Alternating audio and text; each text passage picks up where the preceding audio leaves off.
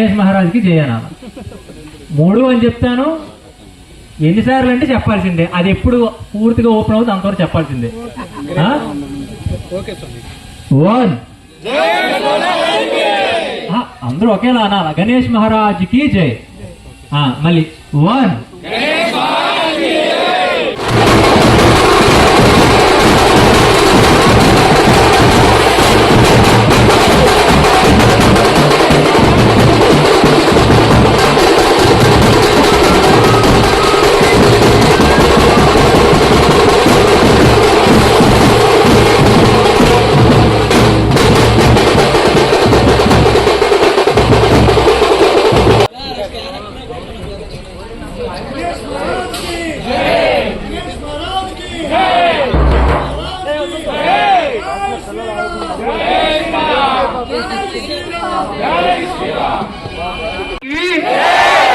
भारत माता की जय बोलो गणेश महाराज की, जय बोलो गणेश महाराज की, जय बोलो गणेश महाराज की. ప్రతి సంవత్సరం లాగే లంకాబార్ మైదానంలో భారీ ఎత్తున గణనాథులను ఏర్పాటు చేయడం జరిగింది. కాకపోతే ఈ సంవత్సరం వినూత్నంగా స్వామివారిని సుమారుగా 1,00,000 చీరలతో వస్త్రాలతో గణపతిని ఏర్పాటు చేయడం జరిగింది. ఈ యొక్క కాకపోతే ప్రాబ్లం లేదు. భారత్ మాతాకి ఇంకా తక్కువ వస్తుంది. అదే గాని ఒక రాజకీయ నాయకుడికి జయనంటే మాత్రం ఒళ్ళు మర్చిపోయి జయ అంటారు. ఈ దేశంలో మనం పుట్టాము, ఆ దేశానికి భారత మాత అని పేరు పెట్టి ఆ మాతను కీర్తించుకునేదాన్ని జై చెప్తే కూడా జై కొట్టకుండా కులాలకి రాజకీయ పార్టీలకి కొమ్ము కాస్తూ అంత మెదడు తీసి బతుకుతున్నాం అంటే ఎంతకంటే సిగ్గుచేటు ఇంకోట్లేదు.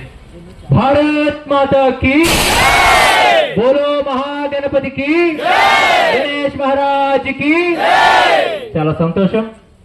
మరి ఈరోజు ప్రపంచ వ్యాప్తంగా చిన్న పిల్లవాడి నుంచి రేపో మాపో కాటికి పోయే ముసలివాడి వరకు కూడా ఎంతో ఉత్సాహంగా ఆనందంగా చేసుకునే ఏకైక పండగ ఉత్సవం ఏది ఉందంటే అది కేవలం గణపతి ఉత్సవాలు మాత్రమే. అటువంటి ఉత్సవాలు ఒకానొక సమయంలో ఈ సమాజంలో సామాజికమైన అసమానతలు. ఈరోజు గాజువాకలో ఎస్వి ఎంటర్టైన్మెంట్స్ వారు ఆధ్వర్యంలో ఏర్పాటు చేసినటువంటి 1,00,000 చీరలతో నిర్మాణం చేసినటువంటి యొక్క సుందర వస్త్ర మహాగణపతి వారి యొక్క ఆగమనానికి ఈరోజు హాజరై స్వామి యొక్క దర్శనాన్ని అందరికీ ఇవ్వడం జరిగింది. మరి ఈ వేదిక ద్వారా ఈ యొక్క కార్యక్రమం ద్వారా అందరికీ కూడా సందేశాన్ని ఇస్తున్న విషయం ఏమంటే ఈరోజు మన భారతదేశం అనేటువంటిది సంప్రదాయాలకి, సంస్కృతికి, నాగరికతకు, ఆచార వ్యవహారాలకు, మానవతా విలువలకు, ఆఖరికి ఈ దేశం నిలయం, ఈ దేశం ఒక చిరునామా వంటిది. అటువంటి దేశంలో ఈరోజు రోజు రోజుకి కూడా ఈ సరదాలు, సందడులు అనబడేటువంటి ఆర్భాటాల్లో పడి మనుషులందరూ కూడా ఆధ్యాత్మిక విలువలకు దూరం అవుతున్న పరిస్థితుల్లో మరి ప్రప్రథమంగా ఆది పూజ్యుడు వినాయకుడు కాబట్టి మరి చక్కగా ఇప్పటి నుంచి అయినా కూడా ప్రతి ఒక్కరూ కూడా ఏ ఒక్కరు కూడా రాత్రి పడుకునేటప్పుడు ప్రశాంతమైన నిద్ర పొందలేకపోతున్నారు.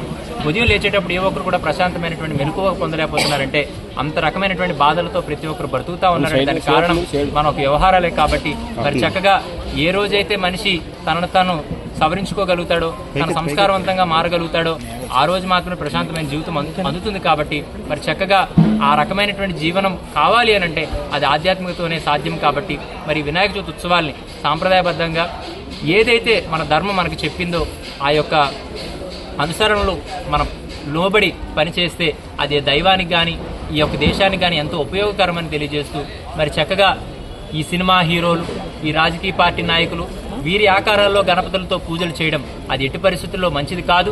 ఇది ఖచ్చితంగా దైవానికి అవమానకరమే అని చెప్పి మరొకసారి తెలియజేస్తూ ఏదైతే గణపతి వారి యొక్క యథార్థ స్వరూపం ఉందో, నిజ స్వరూపం ఉందో ఆకారాలతో పట్టుకొని ఎక్కడా కూడా ఏ మతంలోని కూడా వారి దైవాల్ని అవమానించరు, అవమానిస్తే కూడా ఒప్పుకోరు. కానీ ఎలాగో చాలా వరకు మనం గమనించాం, మీ దేవుళ్ళు రాళ్ళు, మీ దేవుళ్ళు సైతాన్లు, మీరు అందరూ పాపాత్ములు, మీరు అందరూ నరకానికి పోతారని చెప్పినా మనం ఏమి పట్టించుకోవట్లేదు. కానీ కనీసం మన దైవాన్ని మనం అవమానించకుండా పద్ధతిగా ఈ వినాయక చవితి ఉత్సవాల్ని జాగ్రత్తగా చేసుకోగలిగితే అది అందరికీ కూడా శ్రేయస్కరం.